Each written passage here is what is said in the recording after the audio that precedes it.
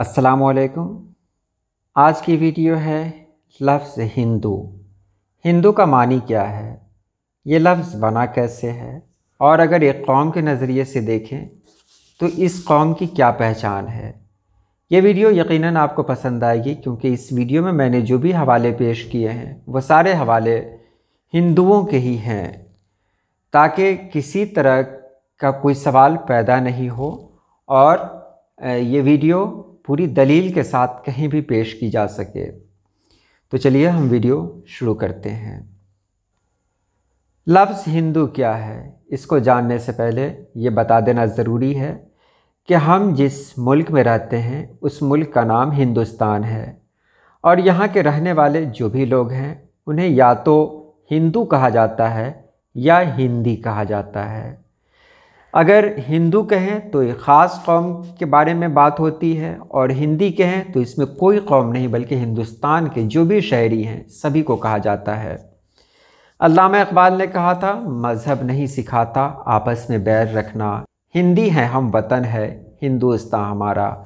तो हिंदी हिंदुस्तान में रहने वाले को कहते हैं। अब चलते हैं ये हिंदी लफ्ज़ आया कहाँ से। तो एक नदी है जिसका नाम है सिंधु। इससे एक तहज़ीब भी है, सिंधु घाटी तहज़ीब, जिसको हिंदी में कहते हैं सिंधु घाटी सभ्यता। तो वही सिंधु घाटी है जो हमारी तहज़ीबी अलामत है, वो नदी। उस नदी के किनारे रहने वाले जो भी लोग थे उनको सिंधु कहा जाता था। अब वो सिंधु बदलते बदलते हिंदू हो गए, क्योंकि बाद में जो आर्य लोग हिंदुस्तान आए तो उन लोगों ने शौक का तलफ़ुज़ सही से अदा नहीं किया, तो उन लोगों ने सौ को हटाकर सिंधु को हिंदू कहना शुरू किया। चलिए इसके बारे में सबसे पहले हम देखते हैं रामधारी सिंह दिनकर को। उनकी किताब है संस्कृति के 4 अध्याय। सफ़र नंबर 104 पर लिखते हैं, कदीम मजहबी किताबों में संस्कृत या पाली ज़बान में ये लफ्ज़ पाया नहीं जाता। अलबत्ता जो लोग बाहर से आए उन्होंने यहाँ के रहने वालों को हिंदू कहना शुरू कर दिया। उसकी वजह यह है कि जो लोग सिंध नदी के आसपास रहते थे उनको बाहर से आने वालों ने, ख़ास तौर से ईरानियों ने, सिंधु के बजाय हिंदू कहा। ईरान में उस ज़माने में पहलवी ज़बान बोली जाती थी, जिसमें हर्फ सीन के बजाय हे बोला जाता था, इसलिए उन लोगों ने सिंधु के बजाय हिंदू कहना शुरू किया। हिंदू जाति का उत्थान और पतन लिखने वाले हैं रजनीकांत शास्त्री। वो अपनी किताब में लिखते हैं, जब यहाँ यूनानी आए तो उन्होंने यहाँ के रहने वालों को सिंधु के बजाय इंदु कहना शुरू किया। इस वजह से इंडियन और इंडिया अल्फाज वजूद में आए। फिर रामधारी सिंह दिनकर की किताब की तरफ चलते हैं। वो कहते हैं, 19वीं सदी में जब हिंदुस्तान में नई रोशनी फैली तो कुछ लोगों ने हिंदू नाम छोड़कर अपने आप को आर्य कहलवाना शुरू कर दिया था। बहरहाल आज भी बाज़ लोगों में ये जहन पाया जाता है। मुसन्निफ़ के मुताबिक जब यहाँ के लोगों को एहसास हुआ कि लफ्ज़ हिंदू की ताबीर गलत की जा रही है तो उन्होंने लफ्ज़ हिंदू का नया मतलब वज़ा कर लिया।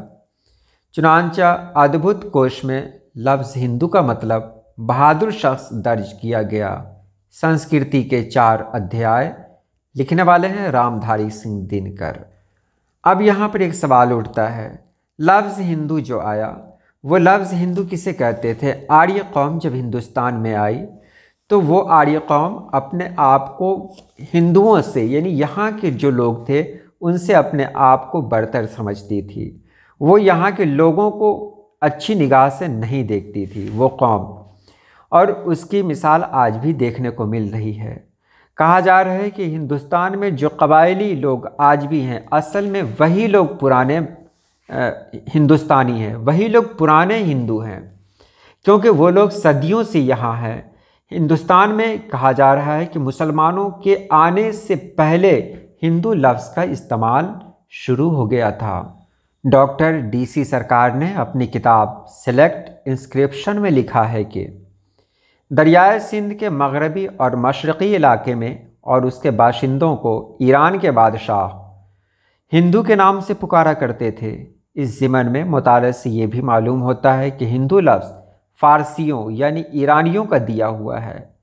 डॉक्टर राज बल्ली पांडे अपनी किताब हिंदू धर्मकोश में लिखते हैं कि यकीनन फ़ारस के मशरिक़ का मुल्क भारत ही था। एक दिलचस्प बात यह है कि हिंदू लफ्ज़ पर कुछ हिंदुओं को एतराज़ है।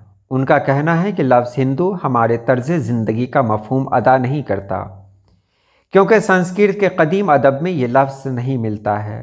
कुछ लोगों का ये भी कहना है कि यह लफ्ज़ दूसरों का दिया हुआ है और ये ग़ुलामी की अलामत है। उसकी जगह पर आर्य लफ्ज़ का इस्तेमाल होना चाहिए। लफ्ज़ हिंदू का मानी। लफ्ज़ हिंदू का मानी मैंने पहले भी की वीडियो में आपको बता दिया था। हिंदू का मानी होता है स्याह यानी काला।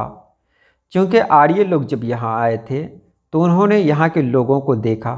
एक तो सिंधु नदी के किनारे वो लोग बसते थे और उनकी रंगत स्याह थी, तो उन लोगों ने इस तरह भी उनका नाम हिंदू कर दिया कि वो दिखने में काले होते थे, तो वो हिंदू कहकर बुलाने लगे। चूँकि वहाँ के लोग जो होते थे वो सफ़ेद होते थे, वहाँ के लोगों ने यहाँ के लोगों को, और यहाँ के लोगों को आप देखेंगे जो कबायली लोग हैं वो काले होते हैं, तो हिंदू कहना शुरू किया क्योंकि वो लोग स्याह थे।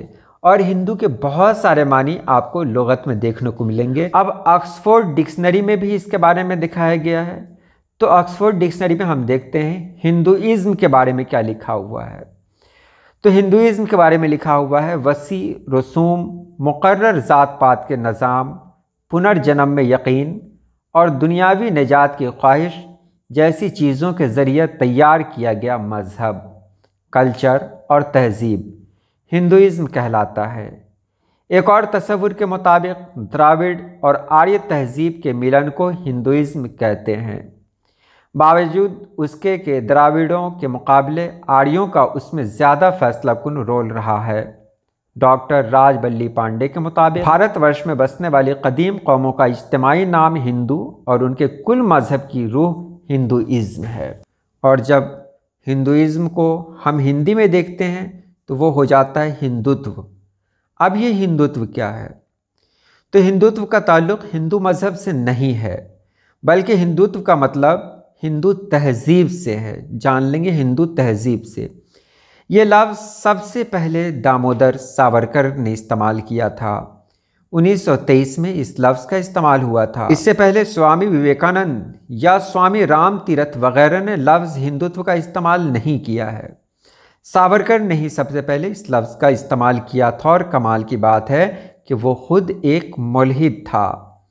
उसने बार बार कहा था कि उसका हिंदू मज़हब से कोई लेना देना नहीं है, उसका यह फ़लसफ़ा नफ़रत पर मुबनी है।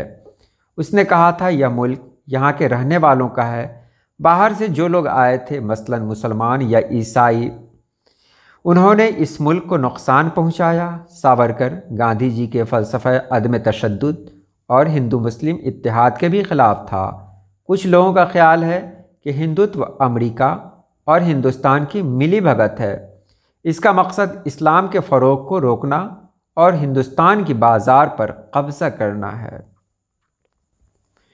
तो आपने इस वीडियो में देखा, लेकिन आगे की वीडियो में मैं आपको बताने जा रहा हूँ कि आखिर ये हिंदू हैं कौन।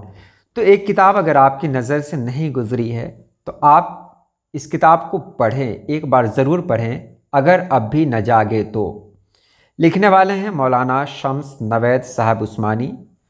ये किताब बहुत अहम है। इस किताब में आप देखेंगे ये हिंदू मज़हब कौन है और कुरान में क्या हिंदू लफ्ज़ का ज़िक्र है। मैं आपको इशारे में बता रहा हूँ कि जैसे यहूद व नसारा, तो यहूद तो यहूदी को कहते हैं, नसारा कुरान पाक में जो इशारा किया गया है वो ईसाई है। अब बताइए, कुरान पाक में नसारा ईसाइयों को कहा गया तो हिंदू कौम को भी कुछ नाम दिया गया होगा। तो इस किताब के मुताबिक हिंदू कौम को कुरान पाक में साइबीन के नाम से ज़िक्र किया गया है। अब साइबीन की जो पहचान है वो सारी पहचान यहाँ पर दी गई है। आप रिख्ता से इसे पढ़ सकते हैं।